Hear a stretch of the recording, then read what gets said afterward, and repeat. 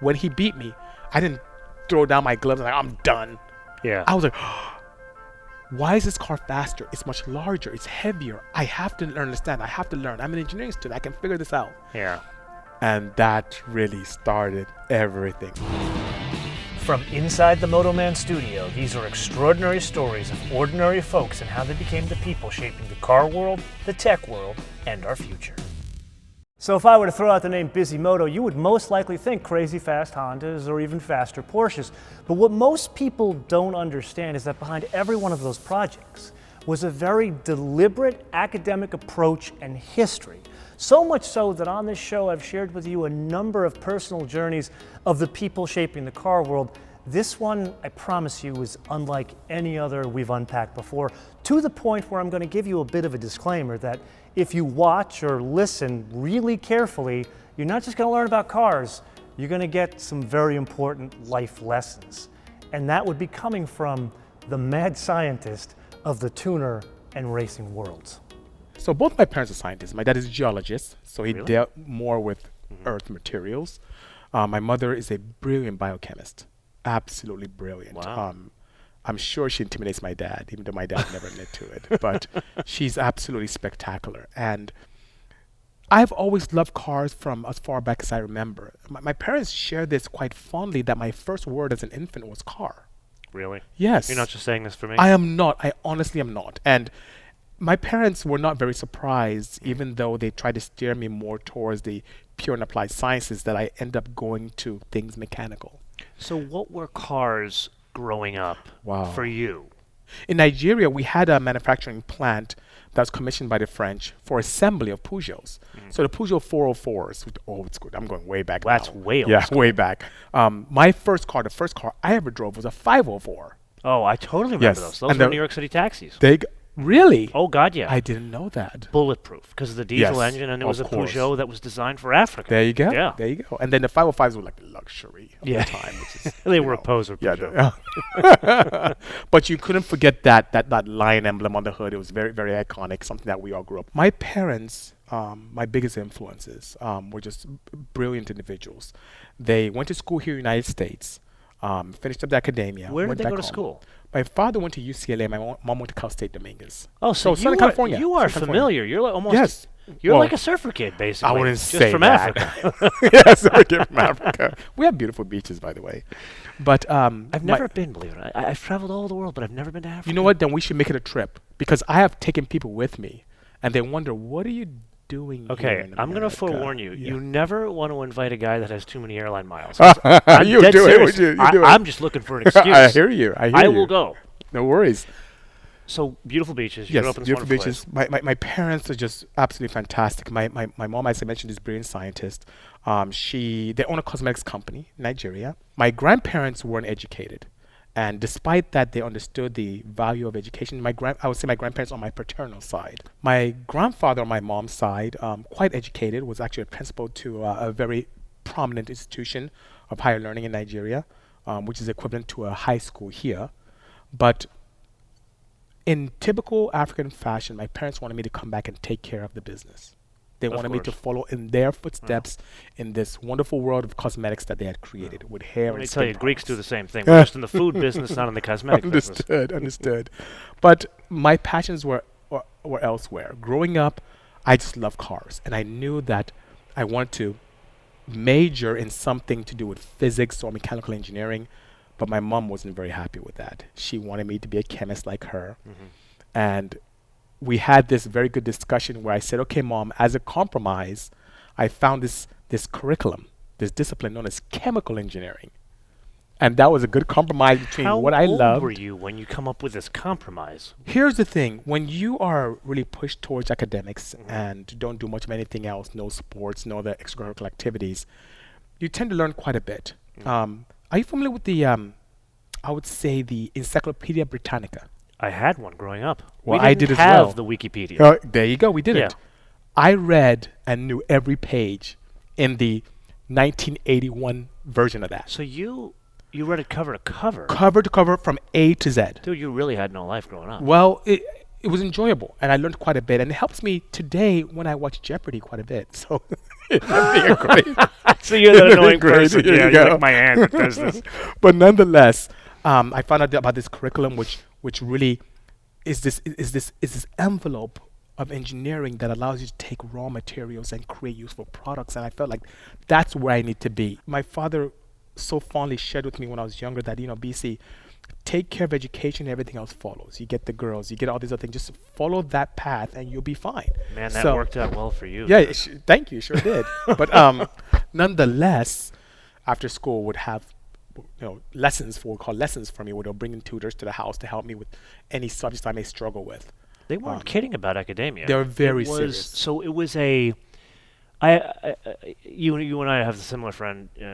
We share a friend, Ralph. Yes, As well bad as influence on me. Very, by the way. better, just you, both of us. Yes.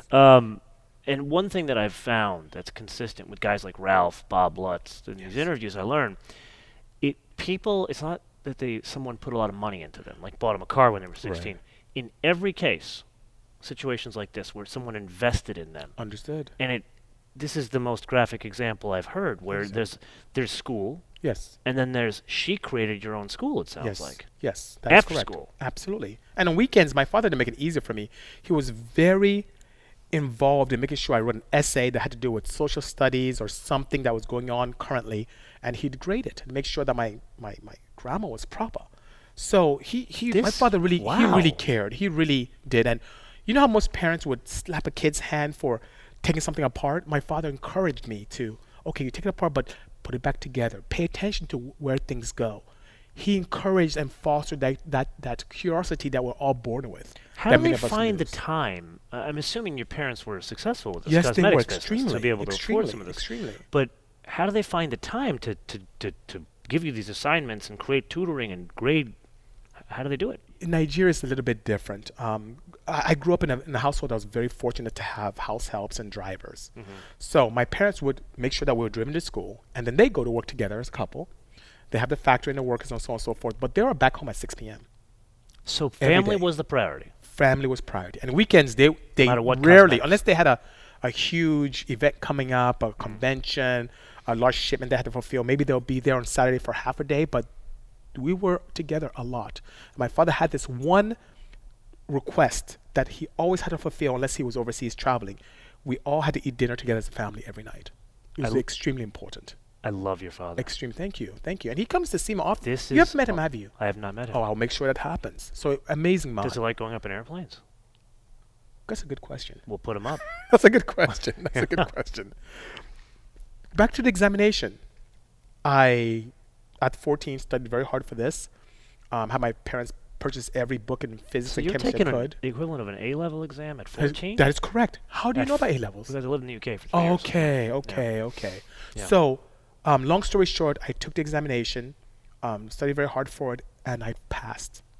At 14? Yes. I got the marks to enter the Anambra State University of Technology for petrochemical engineering. And I was so excited because at the time, I was the youngest in my country to ever achieve entrance into university, ever. It was an interesting experience because I didn't learn anything. Why not? Because you were too young socially? It What was going wasn't on? that. We just didn't have technology. We didn't. I mean, I went there to learn. I noticed some things about... So the school didn't have the resources you needed. The books were from the 60s. I understand. And I noticed some things that were very naughty that I wasn't very proud about. Like I what? noticed, if you want to pass an examination, you could bribe the instructor. You're and joking. So, West Africa. So that's not what it was about. I really wanted to learn. I didn't want to leave school with this useless paper. So after my second semester, I told my parents, hey, I had a meeting with both of them, like, Dad, Mom, thank you so much. I love being in school. I learned so much. But I learned so much about life and being on my own, but I'm not learning anything in So school. you're not only just going to school, so if you're 15 and you're living on Yes. your own for the first Well, time. my mom's younger brother lived in the same, he was an architect, a very prominent architect, Yeah. and he lived in the very same city, but he was always on site. So for many, many weeks, yes. This I was is by myself. incredible. Thank you. how you have, so in the South there's a term, Yes. to love on someone well. Thank you. And your family in just the short time we've been talking, I'm learning they loved on you well. I am very fortunate. And, my wife and I talk about this often.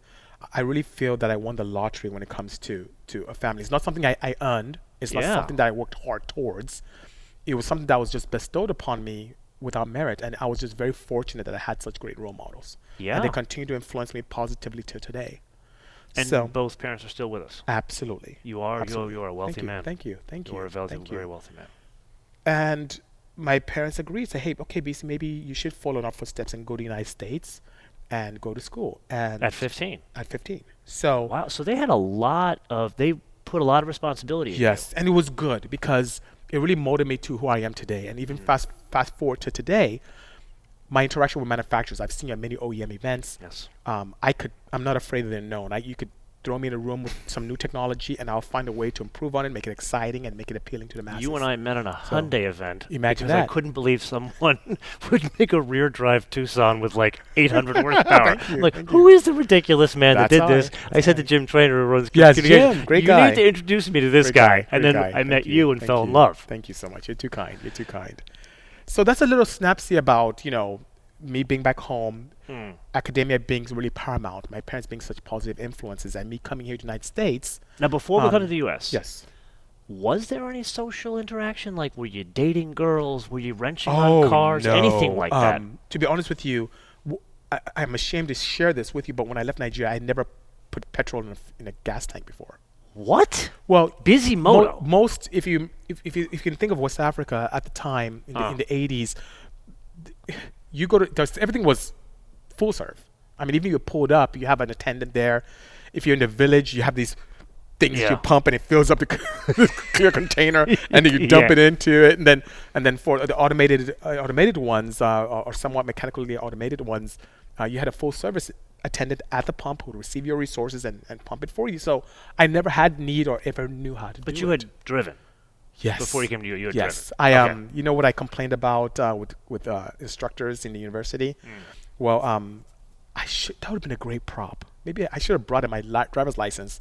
I was 13 when I got my driver's license, but I bribed the official to tell her that I was 18 and she approved it.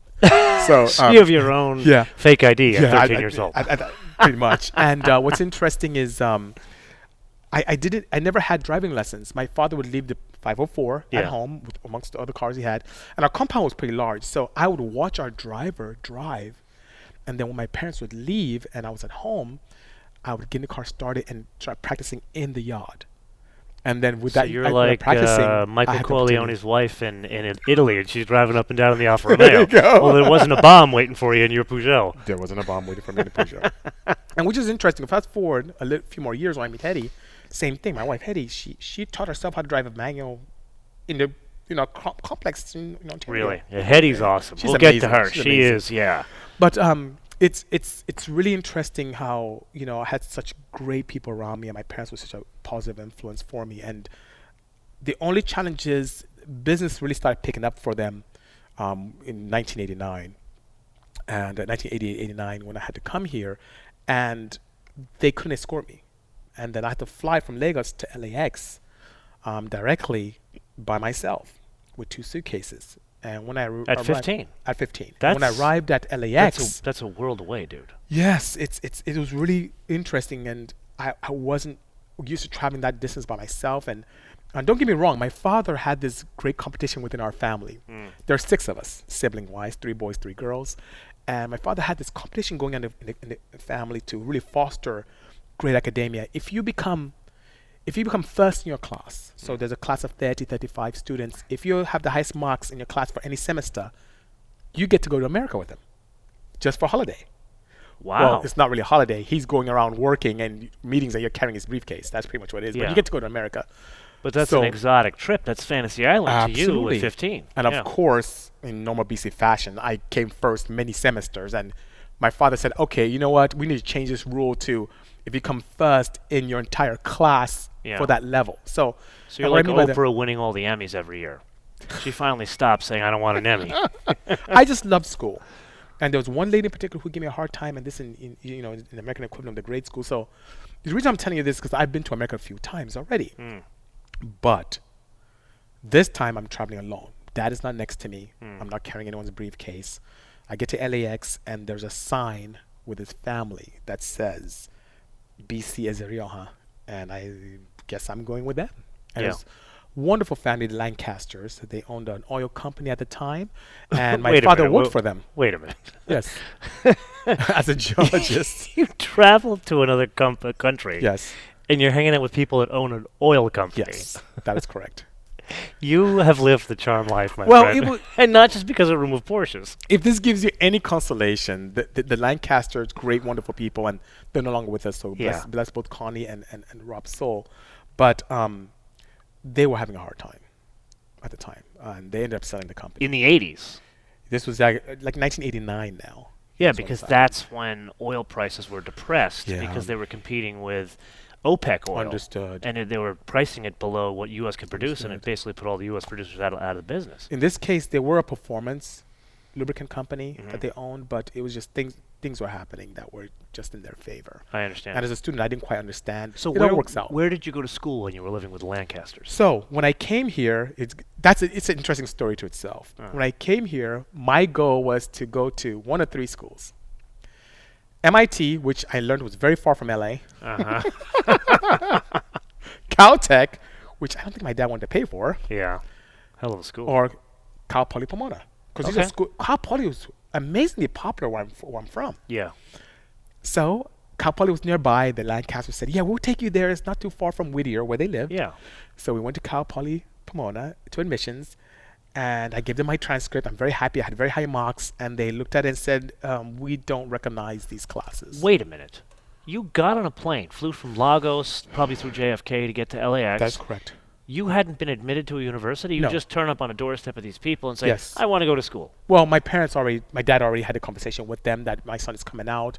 To Cal Poly. Just taking commissions, whatever it costs, we'll take care of it, whatever the case may be. I understand. And we thought it was as simple as you going in, and worst case, you may take some kind of entrance exam. I understand. And I'm just a student. My father's like, this is what we do. This is how we did it in the 60s when he went to school. And you just go to school and you talk to them, you pay. And So I get there, and admissions, they look at my transcript like, we don't recognize any of these classes. We recommend you go to a junior college first. And then after the junior college, you can come back and visit us. And then we'll allow you access. Okay. That's what I have to do in America. Sounds great. Yeah. Sounds great. What school should I go to? I don't know any schools. Well, you live in Whittier, so there's one institution known as Cerritos College. You should go there, and then you should be able to do it. I said, okay. Mr. Lancaster, I have to go to Cerritos College. Oh, that's nearby. We know where that is. So we go straight there and go to admissions, and they say, oh, yeah, we'd be more than happy to take you. You pay out a 15-year-old? We'll take you out of state tuition. We see we can't accept any of these either, but we will admit you, and you can take whatever classes you want. And I asked how many units could I take. That they would let a 15-year-old. Yeah, at the time. So this was October, and in January, when I was supposed to start, I'd be 16 at the time.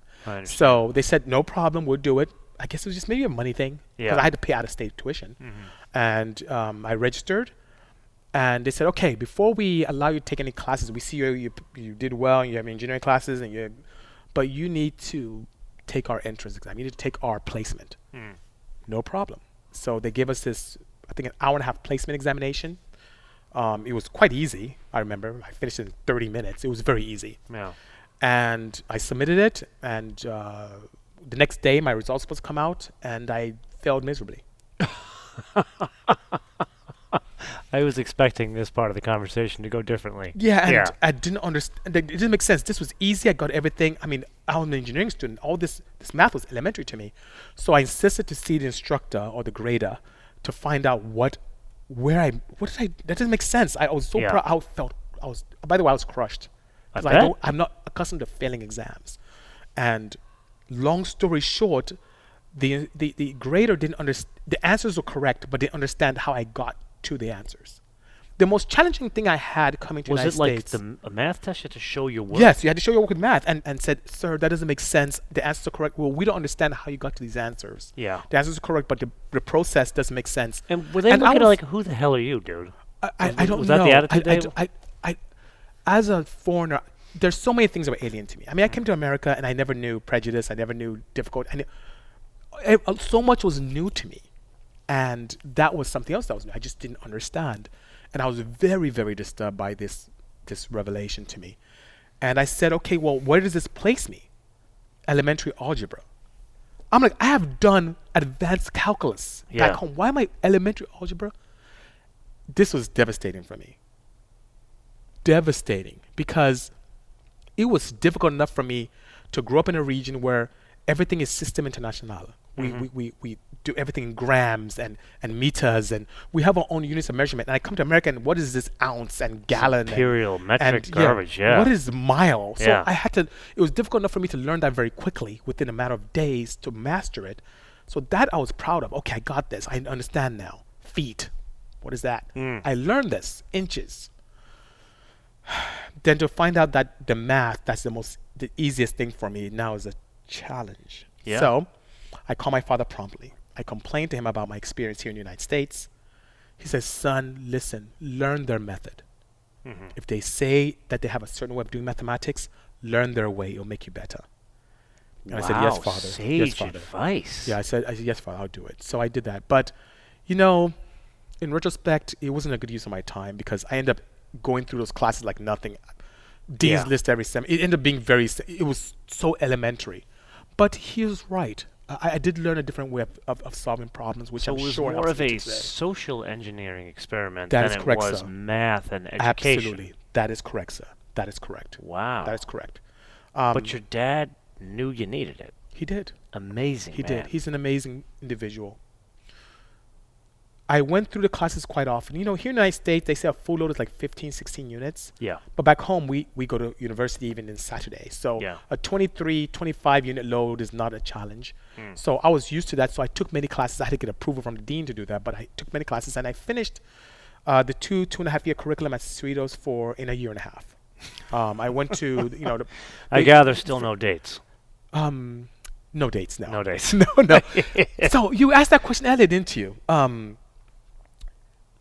My father, very clever man, placed all the boys in boys' school when we were back home and all the girls in girls' school. So we really didn't have, you know, it's, compared to the United States, we were a bit behind when it came to the relationships between men and women, boys and girls. Because I remember even when I was 12, I was like, oh, girls, ugh. You know, it was like, yeah. And my father, before I came here, had the talk with me and told me, Bisi, look, yes, you're going to America. It is the best place in the world to make the most wonderful person of yourself. Yes. But it's also the most amazing place in the world if you want to be the worst individual on the planet. He's right. Everything is there. So listen to me, stay focused, take care of your studies, and when you're done, you will have access to any woman you want.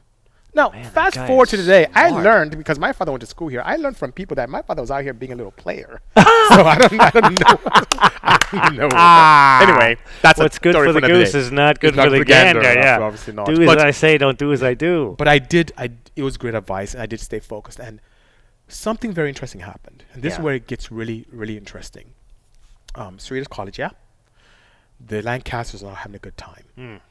They had to uproot themselves from Whittier and move to a beautiful place known as Jackson Hole, Wyoming. That's a wonderful place. Yeah, which is extremely cold for a person who came from tropical West Africa. I would think, you're not going to have good surfing there. No. As a matter of fact, I remember when I came in October of '89, we had the opportunity to go there 3 weeks later, and I thought I would pass away. I've never experienced such a cold. You went in the winter? Yes. But you're not a skier? No. It was frightening. But nonetheless, it's one of the guys at the airport. He just retired. He was a 777 left seats captain. He just retired, and they're keeping a house here, but they're buying a house on. You know how people buy houses on golf courses? Yes. I hate golf. It's the biggest waste of space. Like, to me, a golf course is good for parking cars on Sundays. My gosh. That's what a golf course is. But this guy, he's buying a house on a private runway. At Jackson Hole. Interesting. So he flies his own plane into Jackson Hole, and then you go skiing. That is cool. I need this. That is cool. You need this. No, the cold, I'm okay. I was traumatized for life after the experience coming here, and within weeks of being in so you're not going to come visit Equatorial me in Africa, I'm in Jackson Hole. Well, the family had to move there, and I couldn't go. So there was one other option for me, and it was for me to move to the home of a wonderful lady. Her name was Johnny Jones. She lived in this wonderful area that Johnny Jones. that was her name. Sounds like a talk show host. Well, that's really her proper name. Okay. And she, in the 60s, moved to this Jewish community.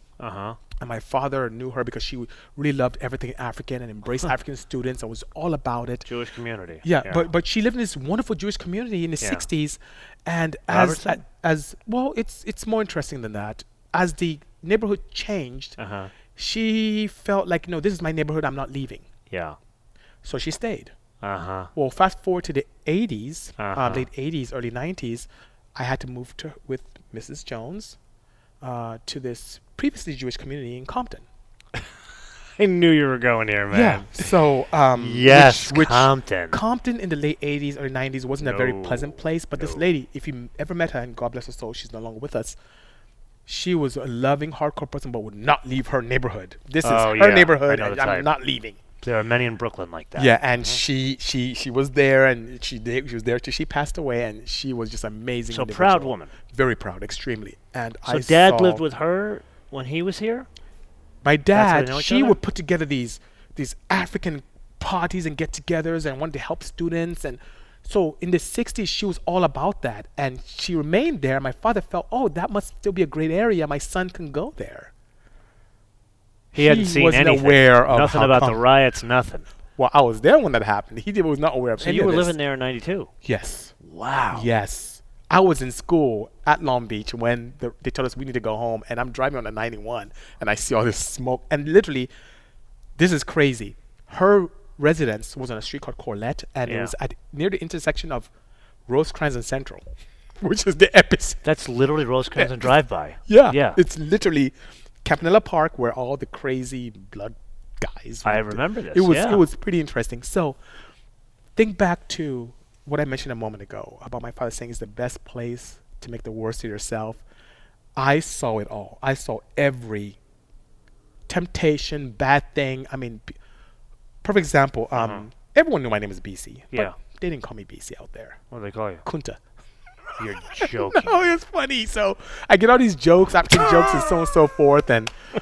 But interestingly, are you that serious? chapter of my life is what really pointed me to what I'm doing now today. Hold on a minute. You saw the worst, but I guarantee you saw the best of people, because Compton has come through that now. Yes, that's correct. What the viewers don't know is Compton, it's still a lower middle class to low income area, but LA County Sheriff took it over. And now it's a quite safe neighborhood to live in. Understood. I have a good friend who lives there. Yeah. Beautiful area. And there are many people that live through all the hell you lived through. Yes. And they still own their homes. Absolutely. Free and clear, I'd like to point out. Absolutely. Now, how does this point towards what I do today? How does it point towards you do what you do today? I got to the point in my life where I felt it wasn't wise for my parents to keep sending me resources. Okay. I wanted to be able to prove to them that I could and business is doing well for them. The cosmetic company still doing well. Their thing.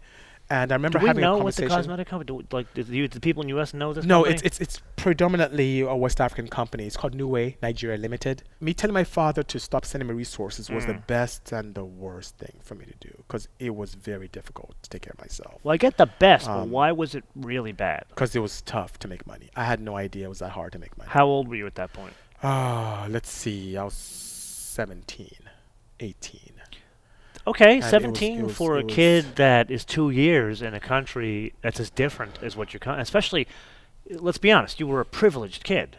The fact that you had drivers. I was fortunate that my parents were hard working enough to give us a good upbringing. Yeah, so you're living in Compton now, and where were you working? My first job was at a petrol station. Gas station to us Americans. A gas station, and that was a day. That lasted a day. Only because I started a job. I was very proud at the gas station, and I caught someone stealing. Yeah. And the person stealing was 5 houses down from where we were. Yeah. And I told the officers where the guy was and showed them the house. And my guardian, Mrs. Jones, said, "You can't do that. They'll burn our house down. Please don't do that. You have to quit." So I said, "Yes, guardian, I'll quit." And I quit. So that was a one-day job. Then I got another job at a Vaughn's that was nearby. Okay. And that was bagging groceries. Okay. I didn't care and just do my thing. And that was really, it was really tough. Minimum wage, being able to, take care of my transportation. I didn't even have a car at the time. And it was just very difficult. Did you have a And, U.S. driver's license at that point? Yes, it was. The exam was very easy. Okay. They actually accepted my Nigerian license. They did? Oh, that's good. Okay, Yeah. well, fill out this and. And now, a brief interruption. As you can imagine, we're all excited about the return of Inside the MotoMan Studio, so much so, we'd like to bring you more guests more frequently, and in the future, make some of these live town hall events. However, we'd love to ask you a favor. Can you help us get the word out? And there's two really simple ways to do that. First and foremost, share the show, Inside the MotoMan Studio, on all your favorite socials. That includes Reddit. I would argue Reddit's even more important than the usual suspects. And then second, this is now a podcast, which means we'd love for you to go to your favorite podcast directory and subscribe, rate, and review Inside the MotoMan Studio. However you choose to help us, we'd be greatly appreciative. And now, back to this incredible story. What's interesting is I always wanted to have my own television. Okay. With my own money. So that was I had this goal to buy a television. Now, did you have a television in the house you grew up in? Of course. Oh, so here's this kid's educated kid. You Yes. did have access to TV. Yes. And My parents were very good. Ataris. My father had an Atari from me, a Commodore 64. I had all this stuff in Africa. also had cool stuff. Which is great, cool stuff. Yeah. Growing up in the 80s. It was my parents were really good. to And me. tell me what's on TV in the 80s for you. Wow, Is it so, all British stuff? Is like, are you being So- served kind of thing? Some British stuff, some British comedy, which you know how that is. Yeah. A lot of local programming. Okay. There's another story Please from tell me you were watching Blackadder. No. What? No. You missed out. Yeah, I did. Ugh. We saw certain reruns of A-Team and Knight Rider. Yeah. We got that back on. Well, Knight Rider we like. We Yeah, got that. A-Team not so Airwolf, much. we got that as well. Okay, It's very good. interesting. Good. So we had some foreign programming, and they made America look so glamorous. Yeah. Anyway, I wanted to buy this television because I wanted my own television because it's a big deal for me to have a Zenith. Good brand. Zenith. That I remember. Not Zenith. a Sony, a Zenith. Zenith. Yes, because my dad had a Zenith, so I had to have a Zenith. Okay, I get it. Yes. I get it. Because my dad loves Yeah. Marriott's, and I love going to Marriott's today. Okay. Yeah. I that go to way, a yeah. Circuit City, Yeah. and I go to buy my Zenith. I saved $216. Circuit City. Circuit Dated City, yourself there. where service was The state of the art. state-of-the-art. There you go. Mm-hmm. I get to this Circuit City. I meet a fellow Igbo man Okay. who's a sales rep there. Okay. And I buy the Zenith from him, and he asked me what I do, how'd I get here. I told him my story. He's like, you should really work here. You can make more money here than bagging groceries. Yeah. And I said, sure. Okay. So, I come the next day and apply. I go to an interview with the manager there, and he says, sure, you can start. Great. I'm like, this is great. So I Super put in my exciting. notice at the supermarket, and I started at Circuit City. The training is very simple. Electronics, things I love, Ohm's law, silly stuff, no big deal. I finished the week training, which is digital, in 2-3 days, and I'm on the floor, but I can't sell anything. Why not? You talk to people too much. No. Are you too No. honest? No, it wasn't that. I Yeah. just did exactly what we're told to do in training. You qualify the customer, you ask them Yeah. what they need, what brings them in today, and then you show them. But everyone kept going to the cheaper components. Okay. Someone comes in for a phone, I try to sell them on the big spiff item, which is a cordless Panasonic, and they want the corded phone, cheap GE phone. Of course. And I'm not making any money on this. So I Yeah. go to my friend eBay, who told me about the job there. I say, eBay, what is the deal? I can't sell anything here. He's like, oh, BC, you have to show a little leg. I'm like, what? Okay. Watch this. So he goes to someone, a lady Yeah. who was, and he says, compliment her. Oh, look at you, you have beautiful eyes. Are you mixed? What are you? And this lady, oh, she's blushing, and Yeah. oh, just give me that. And he sells it. Now, this is not the right way. Yeah. Fast forward to today, I knew that was really silly, but Yeah. I learned from his strategy and started selling a crap. I had to compliment my customers, male and female, and they Yeah. would buy whatever I wanted to buy with extended warranties and everything. Of course you did. Started doing very well. And that brought me to the opportunity for me to get my first car, which I've not shared this on any show. I'm excited. It's exclusive on A MotoMan. 200 SX Nissan. Hatchback or notchback? Notch. Notch. Yes. Was it the two-tone, like the silver two-tone? No, I didn't get that one. But Yeah. it did have a voice where you Oh. open a door and it says a door is ajar. Door's ajar. Yes, so even the door is a door, it said it was a jar. No, I'm kidding. Anyway, Hetty says I shouldn't joke. I'm not good at joking. But nonetheless, I had that car and I was so A proud. 200SX, that's 200SX, so yeah. so for the audience that we're talking about a Yes. rear drive, That is correct. like a C segment That's today, C correct. segment kind of, Yes, but it front engine, kind of rear was drive. cool looking. It was kind of like wedgy, it was very wedgy. you know, but it pop-up headlights. Yeah, it was so nice. and it had the super cool dash. You have good memory. Oh, dude, I wanted one. Wow. it Yeah, I was totally cool. wanted one. Yeah, But you know what's interesting? Yeah. My first car that I really wanted uh-huh. was a first generation Toyota MR2, Oh, who but I didn't? couldn't afford it. I want one today. And then the second, very close second, was a Fiero. I owned one. But I saw the reports in Consumer Reports, Yeah. and decided that wasn't the car for me. Never listen to them. Interesting. Get a Fiero.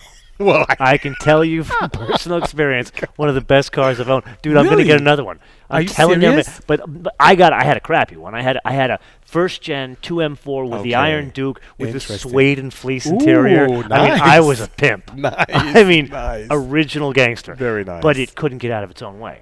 It's the car I taught myself how to drive a manual on. Interesting. True story. I love the look of that car. So It just do had- I. It was absolutely beautiful. So do Mid-engine, I. it had- it's I'm ju- going to introduce you to Don Butler, who runs tech at Ford. Okay. He went to what's now what is it? Kettering University was What's it? GMI. Yeah. His entrance to GMI was a tour of the engineering of the Fiero. That's what this kid. At 16 years old. That's what he got to see. At 6, I hate That this is guy because of it. cool. But That you're is gonna love cool. it. That Anyway, is cool. buy a Fiero. But here's what you buy. You buy the Formula 88, There you go. not the GT. Okay. The Formula 88 T-top with a 5-speed. Oh, That's the nice. one you want, or a Nice. sunroof. I don't care. But Nice. you get. Nice. Yeah. You and Hopefully I are the gonna fiberglass is have. still in You good and I shape. we're gonna have twin cars. Sounds good. Don't tell Eddie because we'll both get in trouble. Oh, yeah. So this Circuit City is really interesting, and I have this car. What but year is this here at Circuit City? Wow. This is far back as 1993 now. Okay, 92, now do you 93? realize, I want to point something out. Tell me. You and I work together indirectly. How's that? We work together indirectly. How's that? I was working at Apple starting Okay. in 1992, and one Oh. of my customers Circuit City? was Circuit City. Oh my God. So you sold the computers that I sold to you. And I was in ACE, so that was like advanced consumer electronics, and it was like the Walkman, the small personal equipment, and Yep. I graduated to cell phones, to the cellular department, to the personal cell department. You It were was the very man. interesting. Yeah, I was. So did you ever sell the Mac Performers? No. Okay. I transferred my department right when those started hitting Okay, the shelves, got it, which is got really it. interesting. I didn't sell those, and it's Amigas. God, we're dating ourselves. Okay. we are old. So, nonetheless, Yeah. something I could go on forever with this, but we can make this about Circuit City days. yeah, we could. But what's interesting is my 200SX got rear-ended, Oh, that sucks. but it was a blessing in disguise because with that money, I finally got the closest car to an MR2 that I could afford, and that was the Honda CRX. Great car. Yes. Now, HF, SI, what was it? HF. I was a student, and I wanted something that was frugal and reliable. Of course you did. I had no idea that was the beginning of the end for me. Yeah. Because Great platform. Yeah, it was a wonderful platform. Weighed like 3 pounds. It was really lightweight. Yeah. And very good. I mean, I got 46, 47 miles per Yeah, gallon. I have running then. shoes way more than that thing. Imagine that. Yeah. And it was nice. It was nice. Didn't have AC. Didn't have a radio. Yeah. It was really a base model. Base. But And still a good. Even the HF was a fun to drive car. understood. Quite nimble for Yeah. something of that time, and it was really. I mean, all kidding it was a aside, nice what did it little weigh? car. 1,900 pounds. It was 1835, something weird like Crazy. that. It was really lightweight. Crazy. And I took it upon myself to take my passenger seat out to make it even lighter. Wait, hold on a The second. engineer in me. You took the passenger Yes, seat I out. was very popular about that. So you're still not dating girls by judging The from those sad seats. thing is that, and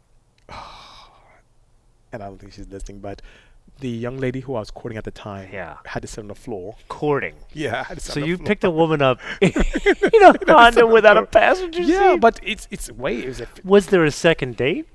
yes. of Without the course. passenger seat? African, So it was You are simpler, the man. simpler times. You It was are the really simpler man. times. Thank you. Yeah. Simpler times. Yeah. See, Ralph, he Um, couldn't get a date in design school. He'll never tell you that. Oh. Oh yeah. So we're that's gonna have to something give him hover over Oh his yeah. head there. We're gonna have to give him crap next time we see him Understood. together. Sounds good. Yeah. Let's see. Circuit City, CRX now in my possession, and I got up to go to work one day from my guardian's house and started the car and heard this deep emanating from the rear of the car, Yeah. and I didn't know what it was. Long story short, it was a perforated muffler. Mm. So, once again, mind you, my parents are not helping me. I'm on my own. I go to a local dealership, the closest one to Compton, which is in Gardena Honda, and a muffler was like $1,600 or something. That's all the money in the world to you. Yeah, it was like a 1.6 million, Yeah. like to change a muffler. And I said, oh, I can't do that. So I went to a local muffler shop, and they said, oh, for a couple $100, we can install for you this replacement. What was it? It was like a Jesus. ultra flow Yeah. muffler, like this Yeah. ultra flow muffler, and it's cheaper, and they put it on, and it has this nice deep tone. I'm like, oh my yeah. god! And then as I'm driving, I feel a little pep, Yeah. and I'm like, that was it. I'm intrigued. Like, okay, engineering student, why did this happen? What is going on? There was no internet for us to find out. course. So I had to know, what did they do to give me this pep? My gas mileage is better now if I keep my foot out of it. When I keep my foot in it, it's much more powerful in this 62 horsepower car, whatever the case may be, and it's just absolutely marvelous. So I went to a place called San Andres in Orange County and picked up this book called the Honda Performance Handbook. And I read it cover to cover to understand what happened. And I learned so much about Jackson Racing and Oscar Jackson. So his this was your exploits, and modern day Encyclopedia Britannica. that is correct. Just but in the more world according to automotive, Sashira more Honda. automotive performance based. Yeah. And I was intrigued about Mugen and what they did in Japan. Oh, Mugen was doing and it some was great just stuff. I was like, oh my god, this is. And then what could I do? So I have to find somewhere. So in the back of the Honda Performance Handbook, there's a place that's nearby me in Compton Compton. that modifies cars like mine, and it's called Advanced Engine Management, AEM. Oh yeah. So I go to the place in Compton, and it's closed, and they change. They're now in Gardena. Perfect. I'll drive to Gardena, and I meet this engineer, John Concialdi, Wow. and he really takes me under his wing. I mean, every question I had, he answered it, and he was technical enough for me to understand what he Now, was where talking were you about going it. to school at this point? Cal State Long Beach. Okay, so you were Yes, transferred. I transferred from Studio. Okay. I'm sorry, there's so much going on, so Yeah. much to share. A lot of moving parts. Yeah, a lot of moving World parts of here. busy. Cal State Long Beach, they didn't have a petrochemical engineering program, but they had a chemical engineering program. Okay. Cal Poly, I didn't go back there because I was almost jaded about what I experienced. Yeah. But Long Beach had a very strong engineering program, very intimate faculty where you can have access to the chair and other department members, and it was just really, really good. And what were Had you a- thinking you would be doing with your life at that point when you chose to go to Cal State Long Beach? I'll be honest with you. My goal was to finish my curriculum and go back home and help my parents with their company. And what Help them cosmetics are we talking manufacture about here? What are we- hair and skin products, soaps, detergents, lotions, I understand. gels, stuff like Okay, that. okay. And being I just had affinity for that, I knew that's what I wanted to do. Yeah. But first, I had to finish my school, prove to my parents I can do something, get a job in a prestigious company. So I knew what I had the whole thing planned out. There's a theme I'm seeing with you, Yes, sir. like none other, and it's this maturity at such a young age. My parents are really are. One thing I did notice coming to the United States is that I think being overseas, we think differently. We are a little bit more advanced mentally overseas than when I came here to the United States. I would beg to differ. Really? Like I had Bob in that chair, Bob Yeah. Lutz, Yes. and he half his life it was on the European system. He went to high school in Switzerland, Understood. so he was on this non-U.S. system. Right. He couldn't graduate high school until he was 22. Well, Yeah, my parents are a huge influence. your parents are amazing. Huge influence. Now I'm Huge serious. influence. I definitely want to go to Africa. By all means. Just to meet your And dad. they're great hosts, by the way. Great I can't hosts. wait. Great hosts. Do they still have the The- 504? Because I want to drive. the No, 504. that's long gone. That's long. So Okay. Bring me back to this mature kid. Yes. 18, I'm amazed Yes. by this. Thank you. Thank you. 18 years old, and Yes. you have the presence of mind. I'm going to go and It prove was my goal. worth Yes. here in the U.S. before Yes. I go back That to the is family correct. business. That is this is correct. amazing. But so many things happened that changed that pathway quite drastically. So tell me. John Concialdi, big Yeah. influence on me. He was designing a cold air intake at the time. He was designing cam gears, and him and I really, really took to each other very well. So and did he you was a stop great influence for working me. at Circuit City? and No, I work was for still this guy? there. I You're was still still there. Circuit City. So with John's influence, I'm now finding ways to tinker with my car, and he's pointing me in the right direction on how to get hands-on and figure things out in Yeah. the car. And you got the right And- car, man. oh, yeah, I mean, and- you stroke of luck on that one. Even with the HF, the 8-valve HF 1.5 liter D series engine, I thought I was so fast. I thought You I thought. was so fast. Yeah.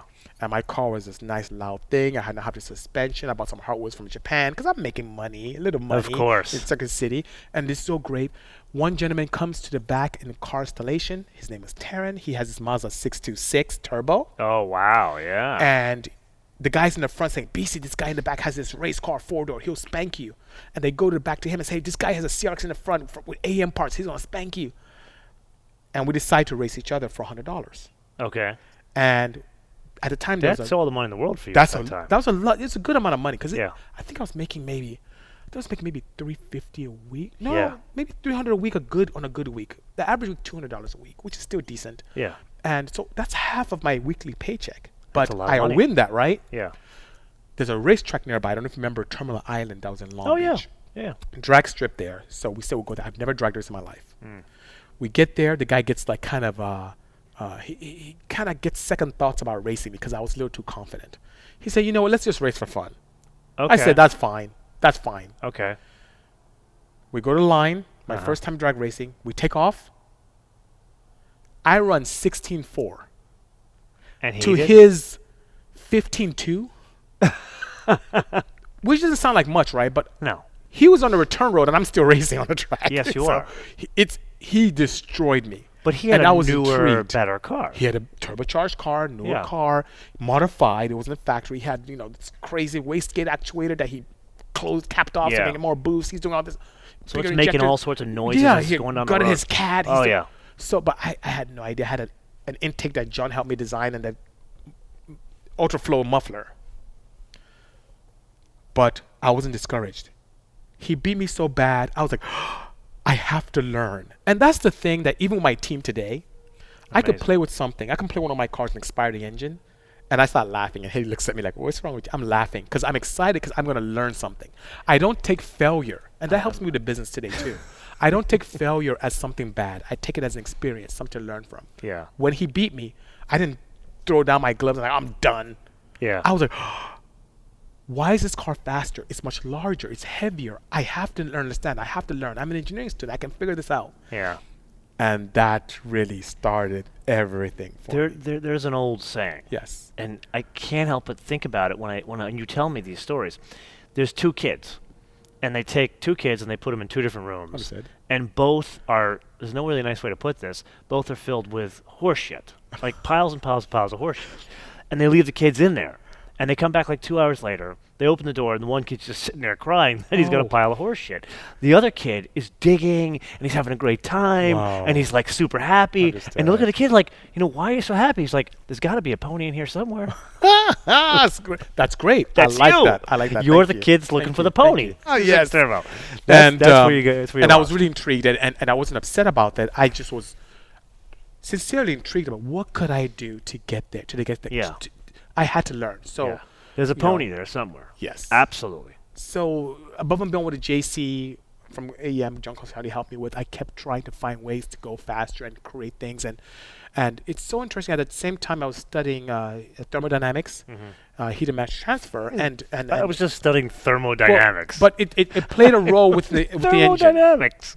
You're played a role. 18 years old, Busy. It was great. It was great. John Consaldi turned me on to this very interesting intake design, where I could take off my HF fuel injected manifold, and I bolt on these four pipe looking things known as carburetors. Of course you were. And I would pick up power. And I converted from this multi-point fuel injected setup to side draft Makunis, 40 millimeters. And I picked up 12% power. Wait, the HF wasn't the HF carbureted? No. Which one? One of them The was first gen was, but the First second gen- oh, gen. yours So was I had an second gen 88. car. I had an 88. Okay, I had a okay. first That's gen, why I got first. lost.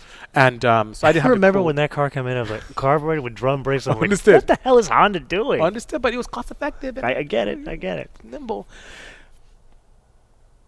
Did the conversion. Uh-huh. A lot of the work myself physically. It's a very good learning experience. And I was blown away. I had to learn why. Energy converters. It takes chemical energy from oxygen in the air and the caloric content of the fuel, chemical energy, and it converts it to heat energy via combustion. And that heat energy does work on the piston top, and that is now converted to mechanical energy. And you have that up and down motion converted to rotational motion by the crankshaft. So what do I have to do to have more energy at the wheel? I have to find a way to conserve this energy of combustion. I have to find ways of having the piston receive more heat reliably, controllably, so that I can become faster. I expanded my knowledge away from sport compact and started reading books like Smoke Unick's book on power secrets and David Vizard on how to build horsepower. Smokey Unick. So I'm reading this and I'm like, wow, he did something on Fieros. You should read it about. Oh, really? Yeah. He made a Fiero that had like 800 horsepower, some crazy number like that. I love it. Yeah, and it had crazy fuel efficiency. I'm gonna find it. I love it. I'm gonna find it. Please do. That'd be a great read. Yeah. I'm gonna look that up. Actually, I'm very intrigued by that. So I'm learning at this time. I'm switching camshafts in my car, and I'm partnering with people to get camshafts made. Domestic companies. Oh, Iskandarian. They are in Gardena near me. Yeah. They make. Here's a Honda camshaft. Regrind it for me, and I'm putting it. And I'm picking up power, and I'm going to the dyno. I'm doing all this stuff. Now these are not dynos nowadays. Like I have this beautiful dyno pack in the back of my facility. We had these old school Bosch dynos where you had to use these dials with a VO meter, and you had like a VO looking meter, and you had to write down the horsepower as it clicks to equilibrium. It was really crude stuff, but we made it work. Yeah. Now I'm playing with jets and emulsion tubes and you name pump nozzles, and I'm doing all this great stuff, and I'm learning, and it's making. By the way, fast forward to today, understand the concepts of carburation made me a better injection tuner because I understand why when I blip the throttle I have to add more fuel. Yeah. Because air travels much faster, and I know that with carburetors because it will hesitate, so I have to open up my pump nozzle and get more fuel to follow that path of air so I won't have a lean spot. And I'm learning all these things. One day in school, I'm leaving the campus. I've done more modifications to my car. I now have a camshaft. I now have an exhaust header, and I thought I was even faster. I'm revving on people in my HF. And as I leave campus, we're in the VEC Center, which is like the engineering center. Not much. Most people don't like studying engineering, so we don't have that many students over there. No girls, I can say. Interestingly, you said that. Because parked next to me as I was getting to my car was a black SI. Oh. With a nice girl in it. Driving an SI. With two other friends of hers. In an SI. Now, CRXs are two-seaters. Two-seat, no backseat. But her other friend was able to squeeze in the back. Yeah. And she pulls out, and I pull out, and I rev on her. She looks at me like, what you doing? And I'm like, we stage up, and we drag race in the back of the VEC Center at Cal State Long Beach in the parking lot. You drag raced a girl? Yes. With two passengers in the car. And she spanked me too. Again, you lose? Yes. Wait, I'm expecting the story to tell. Oh, no. She destroyed me. And this time, three girls are laughing at me. Like they stop, they're laughing. One opens the door, falling out. And did you still have no passenger seat? Was that? You still had no passenger. I had no passenger. I had stickers. I had HKS. I never had HKS. HKS on my windshield. I had this loud car. You had the HKS sticker. I had HKS sticker. No HKS. HKS on it. You are a moron. And I bought the HKS sticker from Toy Sport, which had nothing to do with Hondas. And I thought I was, and now my ego's hurt. I'm really embarrassed. I'm like, oh my God. I'm embarrassed for you right now. This girl spanked me. They're laughing. And I swore at that point that I'd be the fastest Honda with this engine on the planet. With an HF. 8-valve HF. My goal was it had to be a similar engine to what I have in there. It could be HF, SI single cab. I'm going to be the fastest on the planet. Okay. I achieved it. I remember we were paying about, at a Chevron with Techroline, we're paying about $1, $1.02 a gallon. But race fuel at the time, there was Trick, there was VP. We had to pay $7 a gallon for fuel then, for race fuel. Wow. And I didn't want to pay that. I couldn't, as a student, it was actually quite cost prohibitive for me. So, chemical engineering student, what could I do to standard 91 octane to increase its anti-knock property? I can get access to tetraethyl lead, some toluene, benzene, non-carcinogen, add them in proper amounts, and make my own high-octane fuel. So I do that, and it was very cost-effective to do that. And people ask me, Bisi, what did you do? I always got questions. What did you do to go faster? Oh, I built my head 100,000. I have this cam I got from Iski. I did this crazy thing with fuel. Oh, with fuel. So as I went to race, people started reporting me. Why? Complaining to the sanctioning body that, oh, Bisi's a chemist and he's making his own fuel. He's cheating. Now I'm starting to drag race semi-pro, or had sanctioned In your events street car. in my In only the means of car transportation. You are driving to and from My Compton only from means Circuit of City. transportation. I don't stay open 10 o'clock at night. Now, here's an important thing. Yes. Did you tell your dad what you were doing? No, See, I kept it from him, but he knew something was amiss Now, because hold on. Why did you keep it from him? honestly, I knew his impression wouldn't be positive. Back home, anything mechanical, especially in terms of the world of automotive, was and still is somewhat a lower end activity. Meaning, So he thinks you're a grease monkey. yeah, being a mechanic would be very embarrassing. It's not a very prestigious thing to do to Yeah. wrench on cars. It just wasn't. And I knew my father would understand that what I'm doing is very unique. It's a pastime, something I enjoy immensely, and something that could be an opportunity for a career for me in the future. And I hid it from him. So you hid it For from many him. years. Was there any ruminations in your brain at this point of, I'm 19, maybe I don't go in the chemical engineering path and go home. Maybe one day I'll wake up with a purple Porsche that I gave my wife. Answer would be no, because my father did a great job in really instilling in me that my goal here was to come and become the best scientist I could be. And then my addition to that was a positive addition of me finding a prestigious job for a few years to understand how Americans do things and take that lovely knowledge back home and help my family become better. Just a simple interaction could really change your life. I was at You mean like drag racing girls? yes, well, Yeah, and losing. Badly. drag racing girls are Yeah. amazing. In my quest to become fast, now I'm armed with this knowledge about cloud formation and carburetors. Yeah. I talked my way out of getting expelled from Cal State Long Beach, and had a great job. I mean, he encouraged me more to learn more. And did Iski know who you were?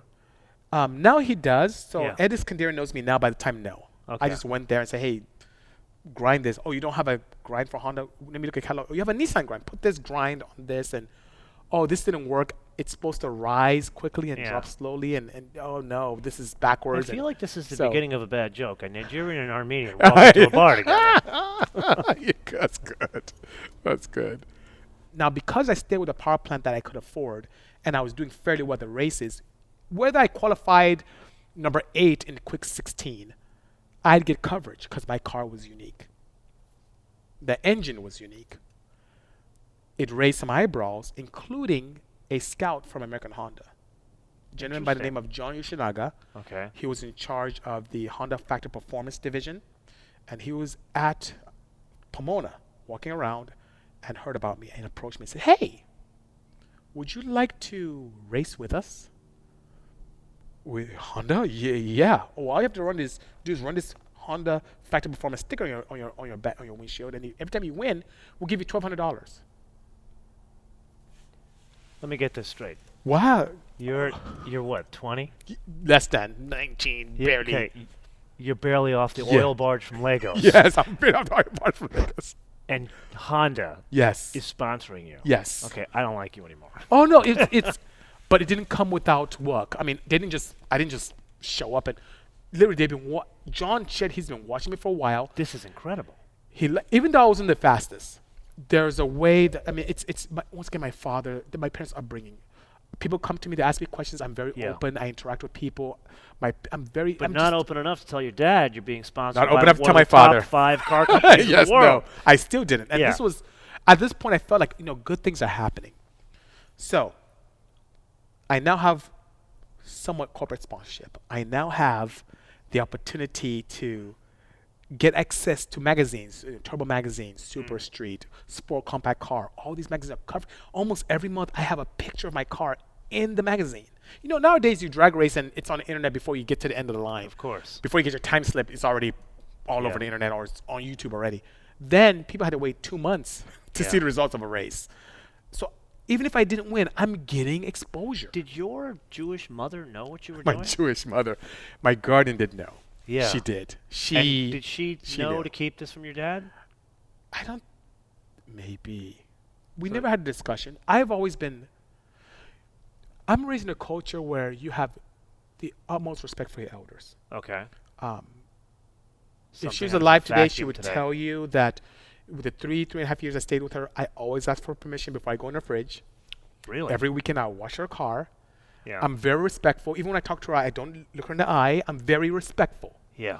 So knowing that I'm sure she had an inkling. We never had a discussion, Yeah. but I'm sure she knew better than to tell me, "Oh, your son is Yeah, he's got this hot rodded car. exactly He's he's out racing racing, girls. Yeah. coming back at 11 o'clock at night, and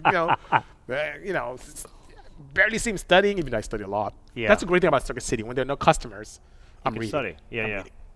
So that was I did great. the same So thing when I was working at Nordstrom.